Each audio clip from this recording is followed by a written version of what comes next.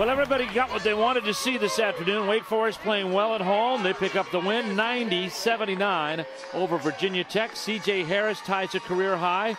And for Virginia Tech, Erick Green sets a new standard in a single season, all in one afternoon. Steve Martin here along with Corey Alexander, and now it's ready to look forward to the tournament. These two teams may be in the tournament for one game, and if that's it, but if they continue, it's going to be to the guys who wore number 11 that'll do it. Absolutely. It was a battle between both number 11s, one in maroon, one in white, and both of them put on a show here today, and an opportunity for C.J. Harris to kind of have a do-over on senior night and went out the right way here in front of the home crowd. How about 7 3-pointers? That's a good way to go out of it. Let's take a look at our highlights in the first half.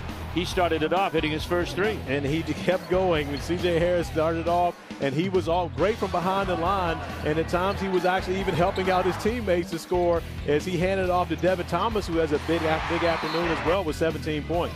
For Virginia Tech, Erick Green, slow in the first half, but we've seen him respond in the second half. There you see him there. He's not done yet. Both ends of the floor he can play as he gets the steal on this pass by Devin Thomas. Takes it in. He had 8 points at intermission, but that would change. And we knew Erick Green would come out big in the second half, but so did C.J. Harris, knocking down the 3, and it became a 3-point shooting contest between the two in the second half. Erick Green going for 27 second half points and gets a hug from his friends for the last regular season game in the ACC. And, of course, he also took away a record for Virginia Tech single-season points. C.J. Harris tied a career high. His mom was very happy. Come see this.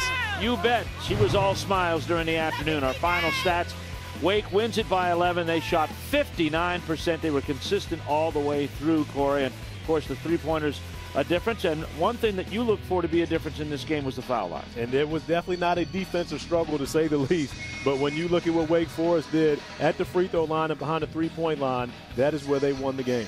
Wake collects 6 at home, and they head to the ACC tournament with C.J. Harris just continuing to score. We had an opportunity to talk to C.J. after the game. C.J., Steve Martin, and Corey Alexander up here, and we marveled at your play here today. What's with the two-pointer? All you could hit was 3. I don't know what the deal was today. I don't know. I had to shoot far to make it. But CJ, of course, you had your senior night last week and it didn't turn out the way you wanted it to. An opportunity to come back in today and do it again. Mm-hmm. Was this a little more sweet for you? Absolutely. It was like a second chance for us to come out here and end on a good note in the Joel. What is it about this team's play at home? You guys have all 6 of your wins in conference have come on this floor. I think we just feel comfortable here. You know, we have a young team, and it's all about being comfortable, and they play extremely well here.